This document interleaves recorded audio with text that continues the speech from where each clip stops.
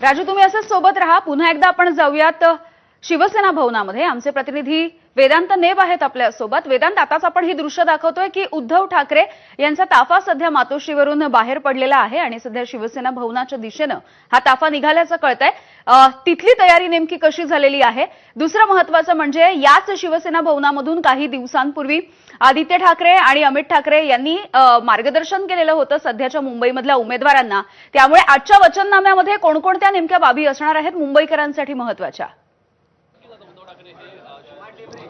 ज्या प्रकारे आपण बघितलं तर इथे 3 खुर्च्या ठेवण्यात आलेल्या आहेत। 3 पक्षाच्या या 3 खुर्च्या असतील आणि जर आपण बघितलं तर मुंबईकरांसाठी शिवशक्तीचा हा वचननामा असणार आहे आणि त्यामुळे अगदी छोट्या छोट्या गोष्टींचा समावेश या वचननाम्यामध्ये करण्यात आल्याचं कळतं, ज्यामध्ये अगदी परिवहन असेल, त्याशिवाय आपण जर बघितलं मुंबईचं आरोग्य असेल, शाळा असतील, अगदी पेट पार्कचा सुद्धा विचार या वचननाम्यामध्ये करण्यात आलेला आहे। पार्किंगची समस्या आहे, फुटपाथची समस्या आहे, अशा अनेक गोष्टी म्हणजे काय करून दाखवलं हे ठाकरेंची शिवसेना सांगेल। त्यासोबत आम्ही काय करणार आहोत जर बीएमसी मध्ये सत्ता आली ठाकरे बंधूंची, तर या सगळ्या बाबी अगदी छोट्या छोट्या बाबींचा विचार ठाकरे बंधूंनी यामध्ये केला आहे। आणि अर्थातच राष्ट्रवादी काँग्रेस शरदचंद्र पवार पक्ष सुद्धा या वचननाम्यामध्ये, या पत्रकार परिषदेमध्ये ठाकरे बंधूंच्या सोबत असणार आहे। आणि त्यामुळे जे 15 मुद्दे याआधी आदित्य ठाकरे त्यासोबत अमित ठाकरे यांनी प्रेझेंटेशन मध्ये मांडले, त्या व्यतिरिक्त इतर काही महत्त्वाच्या मुद्द्यांवर सुद्धा राज ठाकरे, उद्धव ठाकरे भाष्य करतील आणि एक प्रेझेंटेशन या ठिकाणी आपल्याला देताना पाहायला मिळेल, कारण प्रेझेंटेशनची सुद्धा तयारी झालेली आहे। त्यामुळे मुंबईकरांना जर ठाकरे बंधूंची सत्ता आली तर नेमकं काय काय मिळणार हे आता थोड्याच वेळात स्पष्ट होईल। ठीक आहे वेदांत, आपण बघतोय की शिवशक्तीचा हा वचननामा आहे, अर्थात राष्ट्रवादी शरद पवार यांच्या पक्षाकडून नेमके कोणते नेते असतील मंचावरती आज उपस्थित, याविषयी काही कळू शकलंय? जी माहिती आपण घेतली त्यामध्ये शशिकांत शिंदे जे राष्ट्रवादी काँग्रेस शरदचंद्र पवार पक्षाचे प्रदेशाध्यक्ष आहेत ते या वचननामा जाहीर करताना सोबत असतील। याआधी आपण बघितलं तर जयंत पाटील, शशिकांत शिंदे हे अनेक वेळा ठाकरेंच्या शिवसेनेसोबत युती संदर्भात चर्चा करताना किंवा जागा वाटपाची चर्चा करताना सोबत पाहायला मिळाले होते।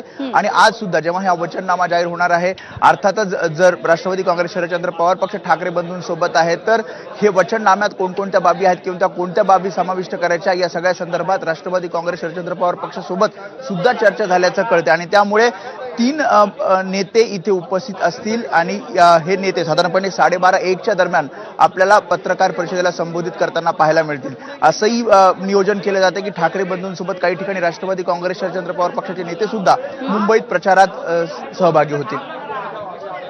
बरं वेदांत, खरं तर अमित ठाकरे, आदित्य ठाकरे या ज्युनियर ठाकरे बंधूंनी ज्या वेळेला मार्गदर्शन केलेलं होतं त्यांच्या उमेदवारांना, तेव्हा त्यांची एक वेगळी केमिस्ट्री बघायला मिळालेली होती। अनेक वर्षांनी अमित ठाकरे पहिल्यांदा या शिवसेना भवनामध्ये आले होते। आज राज ठाकरे इतक्या वर्षांनी शिवसेना भवनामध्ये येतील तेव्हा काहीसा एक भावनिक क्षण देखील आपल्याला बघायला मिळू शकतो।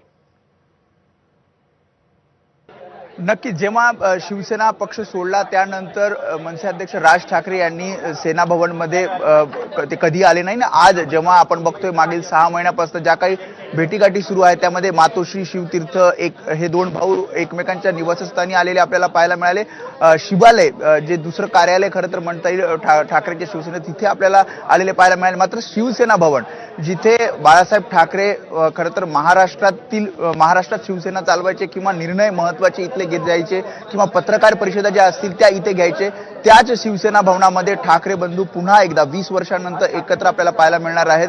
आपण जर बघितलं तर भारतीय विद्यार्थी सेना जेव्हा राज ठाकरे हे काम बघायचे तेव्हा याच शिवसेना भवनमध्ये त्याचं कार्यालय होतं। त्यामुळे राज ठाकरे जेव्हा शिवसेनेत होते तेव्हा अनेकदा सेना भवनमध्ये आपलं हे काम बघण्यासाठी यायचे किंवा काम या सेना भवनातून करायचे। आणि आता आपण बघतोय जेव्हा ठाकरे बंधूंची युती झालेली आहे तेव्हा मनसे अध्यक्ष राज ठाकरे हे 20 वर्षांनंतर या सेना भवनामध्ये येतील। खरं तर जी युतीची घोषणा करायची होती, ज्या ब्ल्यूसी हॉटेलमध्ये ते ठिकाण ठरवण्यात आलं, त्याच्याऐवजी शिवसेना भवनाचा सुद्धा विचार झाला होता।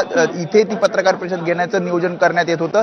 मात्र आता वचननामा हा या शिवसेना भवनामध्ये ठीक आहे वेदांत आणि राजू, तुम्ही दोघेही असे सोबत राहा। शिवसेना भवनाच्या बाहेरून आमचे प्रतिनिधी